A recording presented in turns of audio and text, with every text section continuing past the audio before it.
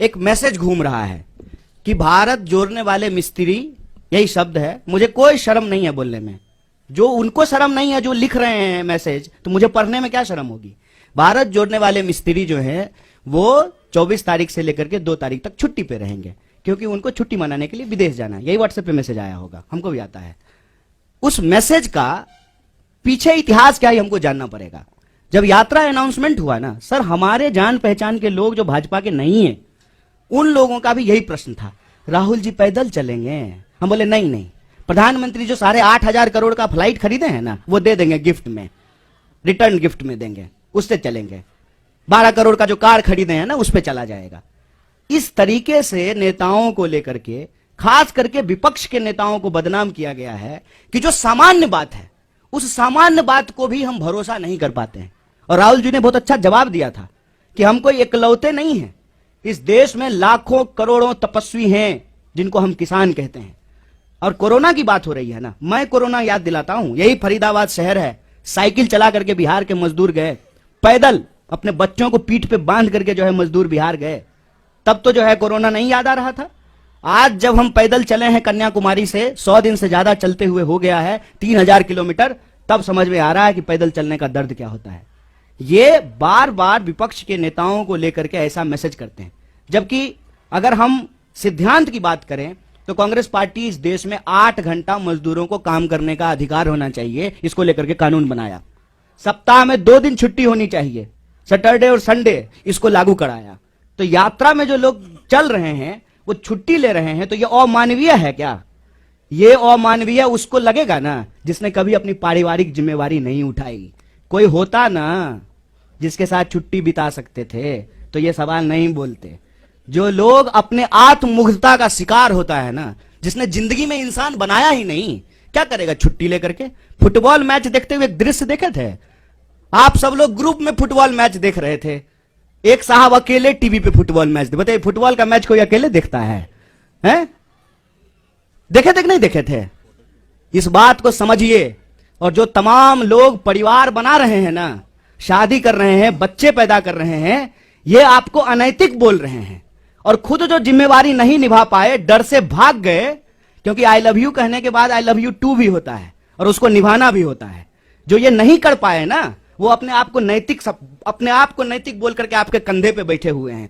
आंख खोलिए साहब, परिवार चलाना एक जिम्मेवारी है, छुट्टी मिलना एक मानवीय अधिकार है, अपने रिश्तों को निभाना सामाजिक दायित्व है। हम देश का दायित्व निभा करके परिवार का दायित्व निभाएंगे, इसमें क्या बुराई है? किस लिए आप कमाते हैं? कि आपके शादी हो, बच्चे हो, परिवार हो, इसलिए कमाते हैं ना? क्या दिक्कत है इसमें? और मैं बताऊं, इसका टेक्निकल कारण है। ये बात हम लोग बोलना नहीं चाहते थे। हमारा कंटेनर रिफर्बिश होना है, हमको पहाड़ में जाना है, उसको जो है दोबारा से तैयार किया जाएगा। लेकिन इनको मौका मिलना चाहिए यात्रा को किसी भी तरीके से बदनाम करने का। पहले दिन से ये बोल रहे थे कि ये चलेंगे नहीं, विदेश चले जाएंगे। अरे विदेश जाने का आरोप जो है वो हमारे नेता के ऊपर लगता है। अब बास्को डिगामा की चक्कर की तरह जो दुनिया का चक्कर प्रधानमंत्री लगा रहे हैं। हमको लगता है कि जब प्रधानमंत्री स्वयं इतना विदेश घूम रहे हैं तो विदेश मंत्रालय की जरूरत क्या है? विदेश मंत्रालय तो होना ही नहीं चाहिए। इस तरह से यात्रा को बदनाम करने की कोशिश की जाएगी। मैंने आपको कह दिया 4 बिंदु हैं चौतरफा हमला में।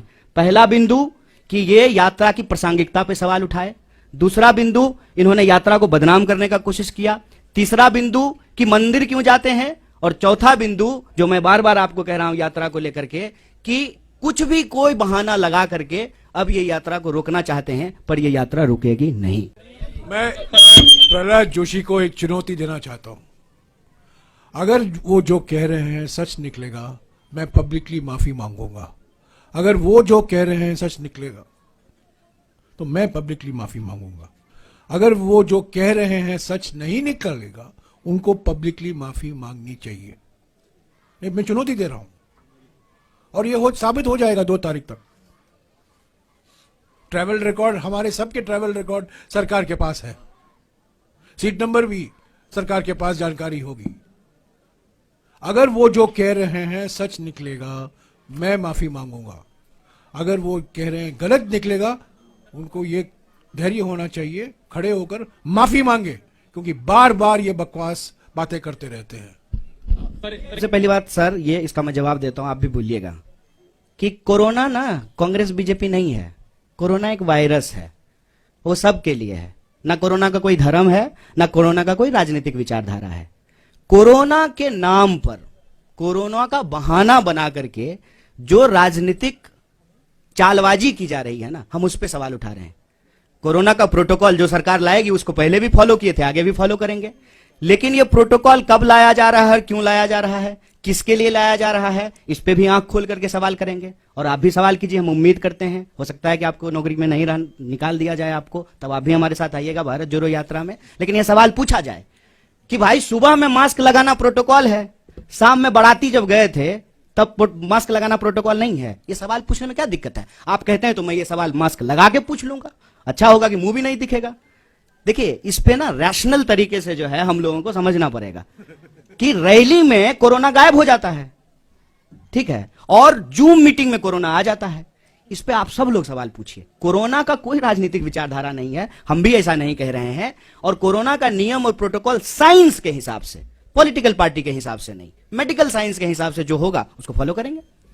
आज सुबह से मैं मास्क पहना हूं और आज सुबह मैंने सभी भारत यात्रियों से गुजारिश की वो मास्क पहने। कल सभी लोग मास्क पहनेंगे। आज कुछ लोग, एक मिनट, आज कुछ लोग मास्क पहने क्योंकि हमारे पास 250 मास्क नहीं थे, पर मेरे पास थे तो मैंने पहना, और कल सब लोग पहनेंगे। अगर मास्क पहनना जरूरी है, हम पहनेंगे, उसमें क्या है।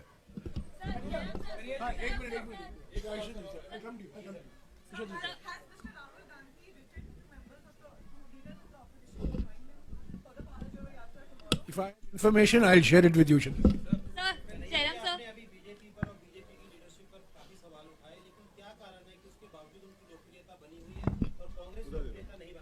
देखिए, मैंने उनके सवालों के जवाब दिए। मैं भाजपा के ऊपर अपना समय न कभी नहीं बर्बाद करूंगा साहब। सवाल हम हमेशा देश की जनता के लिए उठाते हैं। रोजी का सवाल, रोजगार का सवाल, भर्ती का सवाल, किसान का सवाल, मुआवजा का सवाल, महिला सुरक्षा का सवाल, सामाजिक न्याय का सवाल, हम ये उठाते हैं सवाल। भाजपा को लेकर के जो हमने कही है ना, ये हमने उनको उनकी भाषा में जवाब दिया है। लोकप्रियता तो आपकी भी कृपा है साहब मैं इस पे बोलना नहीं चाहता हूं गए हैं, ये बड़ी चिंता की बात है। लेकिन भाजपा के एक मंत्री ने कहा है कि फिर गाना गा देंगे, कोरोना चला जाएगा, गो कोरोना गो। सुने कि नहीं? भाजपा के एक मंत्री ने पार्लियामेंट के प्रीमाइस में कहा कि पिछली बार भी हम गाना गा दिए थे, गो कोरोना गो, कोरोना चला गया, इस बार कोरोना आएगा फिर हम गाना गा देंगे, गो कोरोना गो। हम ये नहीं कह रहे हैं, हम ये कह रहे हैं कि हम साइंस में बिलीव करते हैं। जो भी प्रोटोकॉल सरकार का होगा, जो एडवाइजरी होगा, उसको फॉलो करेंगे।